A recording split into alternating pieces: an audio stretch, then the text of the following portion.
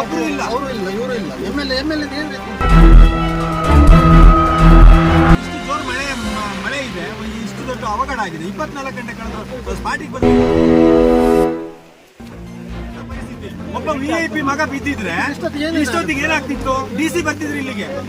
ಅಧಿಕಾರಿ ವರ್ಗದವರು ಇದೇ ತರ ನಮ್ಮನ್ನ ಇದು ಮಾಡ್ತಿದ್ದಾರೆ.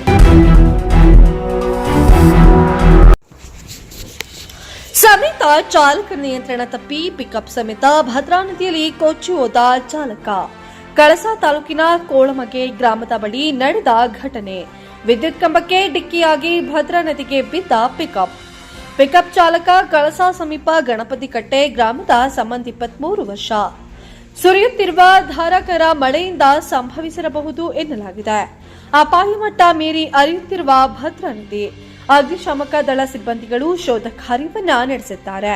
ಕಾಫಿ ತೋಟದ ಕಾರ್ಮಿಕರನ್ನ ಕರೆತರಲು ತೆರಳುವಾಗ ಈ ಘಟನೆ ಸಂಭವಿಸಿದೆ. ಈ ಘಟನೆ ಕಳಸಾ ಪೊಲೀಸ್ ಠಾಣಾ ವ್ಯಾಪ್ತಿಯಲ್ಲಿ ನಡೆದಿದೆ.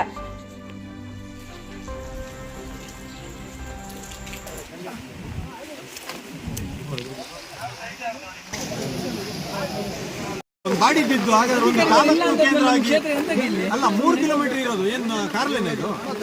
ಇಷ್ಟು ರೋಡ್ ಬದಿ ನಿನ್ನೆ ಇವ್ರು ಬೆಳಗ್ಗೆ ವ್ಯವಸ್ಥೆ ಮಾಡ್ಕೋಬೇಕಿತ್ತಲ್ಲ, ಬೆಳಗ್ಗೆ ಮಾಡ್ಬೇಕಿತ್ತಲ್ವಾ?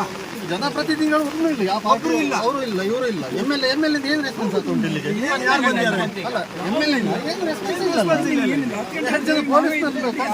ಒಬ್ರು ತಹಶೀಲ್ದಾರರು ಇಷ್ಟು ಜೋರು ಮಳೆ ಇದೆ, ಇಷ್ಟು ದೊಡ್ಡ ಅವಘಡ ಆಗಿದೆ. 24 ಗಂಟೆ ಕಳೆದ್ರು ಸ್ಪಾಟಿಗೆ ಬರಲಿಲ್ಲ ಅಂದ್ರೆ ಕಳಸದಿಂದ 3 ಕಿಲೋಮೀಟರ್ ಇರೋದು. ನಿನ್ನೆ 3 ಗಂಟೆಗೆ ಆಗಿರೋದು. ಸಾಮಾನ್ಯ ಮನುಷ್ಯರಿಗೆ ಇದೇ ತರ ಪರಿಸ್ಥಿತಿ. ಒಬ್ಬ VIP ಮಗ ಬಿದ್ದಿದ್ರೆ ಇಷ್ಟೊತ್ತಿಗೆ ಏನಾಗ್ತಿತ್ತು? DC ಬರ್ತಿದ್ರು ಇಲ್ಲಿಗೆ. ಅಧಿಕಾರಿ ವರ್ಗದವರು ಇದೇ ತರ ನಮ್ಮನ್ನ ಇದು ಮಾಡ್ತಿದ್ದಾರೆ. ಸರ್ಕಾರ ಕೇಳೋರಿಲ್ಲ ಇಲ್ಲಿ. ಯಾವ ಊರಿಂದ ಸಾವಿರಾರು ಜನ ಬಂದು ಆದ್ರೆ ಜನಪ್ರತಿನಿಧಿಗಳು ಯಾರು ಬಂದಿಲ್ಲ ಇಲ್ಲಿವರೆಗೆ. ಜನಗಳನ್ನ ಆ ಕಡೆ ಈ ಕಡೆ ಡಿಪಾರ್ಟ್ಮೆಂಟ್ ಏನ್ ಮಾಡ್ತಾರೆ ಪಾಪ? ಸುಮ್ಮನೆ ಡಿಲೇ ಮಾಡ್ತಿದ್ದಾರೆ. ಕಾರ್ಯಾಚರಣೆ ಯಾವ್ದು ಕರೆಕ್ಟ್ ಆಗಿ ಆಗ್ತಾ ಇಲ್ಲ. ಇದುವರೆಗೆ ಯಾವ್ದು ಆಗಿಲ್ಲ, ಕರೆಕ್ಟ್ ಆಗಿ ಆಗ್ತಾ ಇಲ್ಲ. ವೋಟ್ ಇಳಿಸ್ಕೊಂಡು ಸುಮ್ಮನೆ ಇದ್ದಾರೆ ಅಷ್ಟೇ. ಆಗಲ್ಲ ಇದು.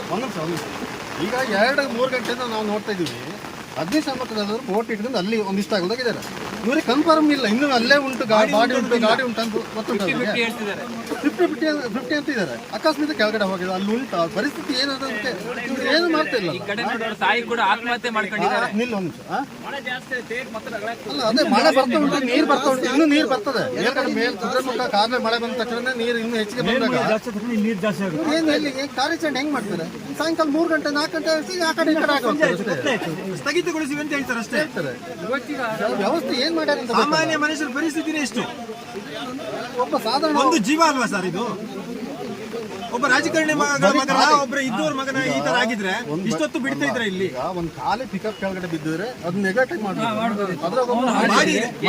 ಎಷ್ಟು ಜನ ಇದಾರೆ ಅನ್ನೋದು ಗೊತ್ತಿಲ್ಲ. ಗಾಡಿ ಒಳಗಡೆ ಎಷ್ಟು ಜನ ಇದಾರೆ ಅನ್ನೋದೇ ಕನ್ಫರ್ಮ್ ಆಗಿಲ್ಲ. ಸರ್ ನೋಡಿ, ನೀವೊಂದು ಇದನ್ನ ಮೇಲೆ ಅಧಿಕಾರಿಗಳು ಇದನ್ನ ಹಾಕಿ ನಿಮ್ಮ ಮಾಧ್ಯಮದ ಮುಖಾಂತರ ನಾವು ತಿಳಿಸಪಡಿಸಿದ್ರೆ ಅಂದ್ರೆ ಅಧಿಕಾರಿಗಳು ಆದಷ್ಟು ಬೇಗ ಎಚ್ಚೆತ್ತುಕೊಂಡು ಇದಕ್ಕೊಂದು ಇಲ್ಲಾಂದ್ರೆ ಇದು ಬೇರೆ ತಿರುವು ಪಡಿಬೇಕಾಗ್ತದೆ. ಯಾಕಂದ್ರೆ ಇಲ್ಲಿ 3 ಜನ ಪಾಪ ಪೊಲೀಸ್ನವ್ರನ್ನ ಹಾಕಿದ್ದು ಆ ಕಡೆ ಇದು ಮಾಡ್ತಾ ಇದ್ದಾರೆ ಅಷ್ಟು ಬಿಟ್ಟರೆ ಅವ್ರು ಏನ್ ಮಾಡಕ್ಕಾಗ್ತದೆ? ರೋಡಲ್ಲಿ ಬ್ಯಾರಿಕೇಡ್ ಹಾಕೊಂಡು ಸುಮ್ಮನೆ ಇಲ್ಲಿ ಯಾರೋ ಜನಗಳು ನೋಡ್ತಾ ನಿಂತಿದ್ದಾರೆ ಬಿಟ್ರೆ ಇದಕ್ಕೆ ಪರ್ಯಾಯ ವ್ಯವಸ್ಥೆ ಏನು ಮಾಡ್ತಾ ಇಲ್ಲ. ಕುಟುಂಬದಲ್ಲಿ 2 ಸಾವು ಆಯ್ತು. ಇದನ್ನ ನೋಡಿ ತಾಯಿ ಕೂಡ ಆತ್ಮಹತ್ಯೆ ಮಾಡ್ಕೊಂಡಿದ್ದಾರೆ. ಇನ್ನೊಬ್ರು ಪಾಪ ಮಾನಸಿಕವಾಗಿ ಅಸ್ವಸ್ಥವಾಗಿ ಕೇಳೋರೇ ಇಲ್ಲ. ಇನ್ನೊಬ್ಬ ಮಗ